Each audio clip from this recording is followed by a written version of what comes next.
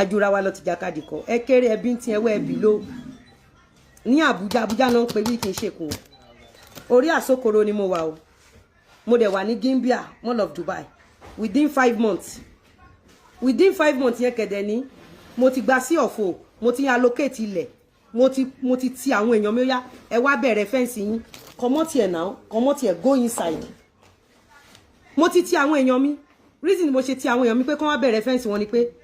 ẹ̀yin èèyàn wa kí ló ń ṣẹlẹ̀ báyìí arábìnrin tí a mọ̀ sí Lizzy Anjorin kò tí dẹ̀yìn lẹ́yìn arábìnrin tí a mọ̀ sí Emmanuela kò tí dẹ̀yìn lẹ́yìn rẹ̀ o ẹ̀yin tèmi arábìnrin yìí ó ní òun ìṣẹ́gbẹ́ rẹ̀ ó ní òun jù lọ gidi gan ni ó ní Lizzy Anjorin ní òun ju Emmanuela lọ gidi gan ni o ẹ̀yin tèmi kí ló tún ṣẹlẹ̀ ẹ jẹ́ ká gbọ́ látẹnu Lizzy Anjorin bí ọ̀rọ̀ yìí bí ó ṣe rí gangan ó yá ẹ jẹ́ ká gbádùn rẹ̀. I know that I may not be around for some times nítorí project tí mo ṣe lọ́wọ́lọ́wọ́ yìí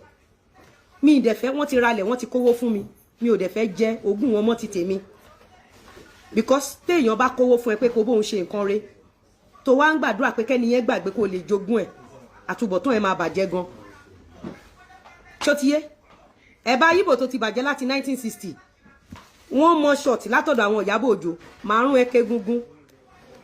márùn ẹ gbogbo àwọn ọ̀tún ẹ tí ò dé tari ó máa dé tá ń bí láì dárúkọ ẹ tí ẹ máa bàjẹ́ lọ́bì lọ́wọ́ ejò tó ṣe jẹ́rì ó ti yé ẹ̀yin lẹ róko lóko ẹ rí pé Ìyábọ̀ Òjó ń pààyàn ó ti yé ó rí pé gbogbo ìgbà tó ń bá títí ẹ jẹ́ ńgbà tó ń wá ẹ lọ Jẹ̀bú bí ọkọ̀ dọ̀gọ̀ táwa sọ pé kán má ṣàbúrú fún ẹ ìgbà yẹn ló ń fẹ́ come no if that thing fall down if it spoil my life I go collect my money ó yẹ ńgbà táwọn sọ fún wọn gbà pé kán má bà títí ẹ jẹ́ ó rí pé ìwọ àtàwọn Ìyábọ̀ Òjó lẹ́jọ́ lọ bẹ̀rẹ̀ sí tẹ́jọ́ fẹ́ yín síra yín ní patí kò kàn wá ó ti yé àbálò àbábọ̀ ó ṣàkóṣì kúrò ń bẹ̀ òkóṣì kúrò ń bẹ̀ gbogbo ìtàwọn ìwọ àtàwọn ọlọ́ṣẹ́ jọ ń ṣe kí wọ́n àjọ̀dọ̀ mi máa ti fi pátá tútù nù ẹ lórí èmi ò jiná lọ bèrè bí mo ṣe jẹ́ celebrity tó tí Ọlọ́run pọ́n mi lé tọ́lọ́run gbà fún mi tó bí mo ṣe jẹ́ big madam nínú ayé tí n bá rí anybody tó súnmọ́ mi